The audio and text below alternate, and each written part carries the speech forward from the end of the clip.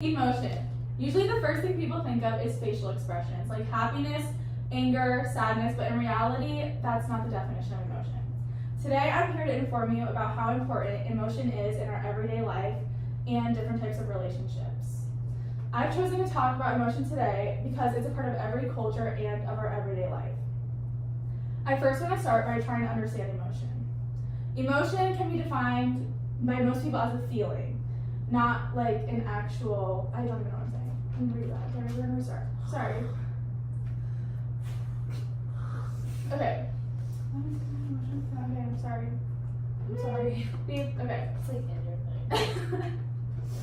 Emotion. Usually the first thing people think of is facial expressions, like happiness or anger. But in reality, facial expressions are just an aspect of emotion and not emotion itself. Today, I'm here to inform you about how important emotion is in our everyday relationships, family relationships, professional, and romantic. I've chosen to talk about emotion today because it's a part of every culture and a part of our everyday life. I first want to start about trying to understand emotion. Most people define emotion as a feeling, such as happiness or love or fear or anger, and it's caused by a situation or certain people. Even though that's the perceived idea of what emotion is, it's not the actual definition. It's important to find out the definition because not for our knowledge, but so we can learn how to properly use it and to control it and become better. The dictionary defines emotion as an intuitive feeling distinguished from reason or knowledge, but it's also known as our gut feeling. In our everyday life, emotions are used significantly. Emotions can be expressed by facial expressions or body language. Our facial expressions are recognizable in a lot of situations, and they can be picked up by different people because of your certain ways you express them. These each have a distinct way of expressing emotion that most people can recognize. Along with facial expressions, body language can also be used to identify people's emotions. Body language is an important nonverbal clue in people's emotion. Kendra Cherry, a psychosocial specialist, wrote an article that said body language can account for 50 to 70% of communication, showing how important nonverbal language is in a presentation. Secondly, I want to talk about the effect emotion has on different types of relationship. The first type of relationship is family relationships. How important it is for a child to have a foundation because it's the first foundation they build.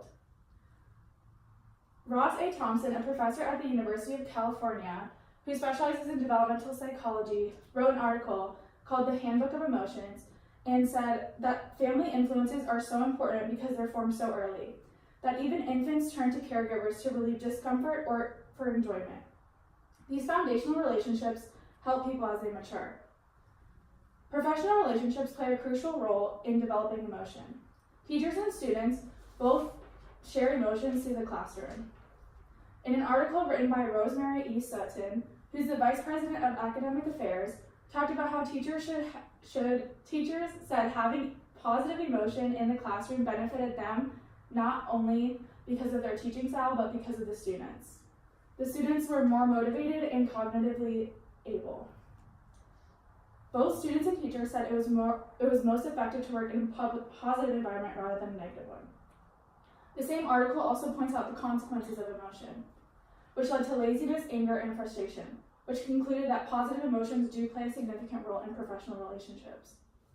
The next relationship is romantic relationships. They have a distinct role in people's close relationships, and in an article written by Jeffrey A. Simpson, a psychologist professor at the University of Minnesota, he talked about Bowlby's attachment theory, which states that the theory focuses on two principal functions. The first one is to protect vulnerable individuals, and the second is to regulate subsequent negative effect.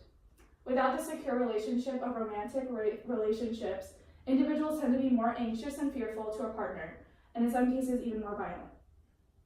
The third thing I want to talk about is the different ways we can improve our emotion. Emotional intelligence is the highest place an individual can reach, or the highest point they can reach, to fully be aware of their emotion. 3 easy steps to improve ours is to be mindful of stressors, take responsibility of our actions, and to practice empathy.